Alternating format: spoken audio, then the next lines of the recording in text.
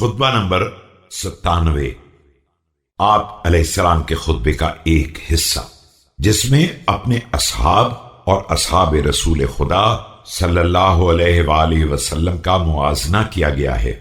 بسم اللہ الرحمن الرحیم۔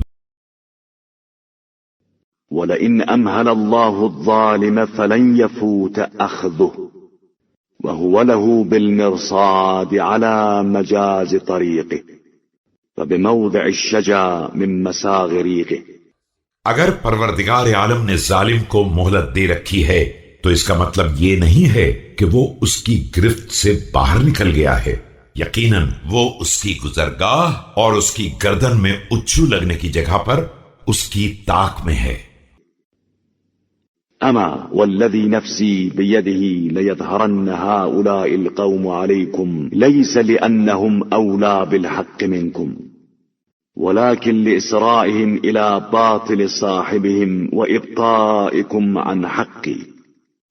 قسم ہے اس مالک کی جس کے قبضے میں میری جان ہے کہ یہ قوم یقیناً تم پر غالب آ جائے گی، نہ اس لیے کہ وہ تم سے زیادہ حقدار ہیں بلکہ اس لیے کہ وہ اپنے امیر کے باطل کی فوراً اطاعت کر لیتے ہیں اور تم میرے حق میں ہمیشہ سستی سے کام لیتے ہو۔ وَلَقَدْ أَصْبَحَتِ الْأُمَمُ تَخَافُ ظُلْمَ رُعَاتِهَا وَأَصْبَحْتُ أَخَافُ ظُلْمَ رَعِيَّتِي اسْتَنْفَرْتُكُمْ لِلْجِهَادِ فَلَمْ تَنْفِرُوا وَأَسْمَعْتُكُمْ فَلَمْ تَسْمَعُوا وَدَعَوْتُكُمْ سِرًّا وَجَهْرًا۔ تمام دنیا کی قومیں اپنے حکام کے ظلم سے خوف زدہ ہیں اور میں اپنی رعایا کے ظلم سے پریشان ہوں۔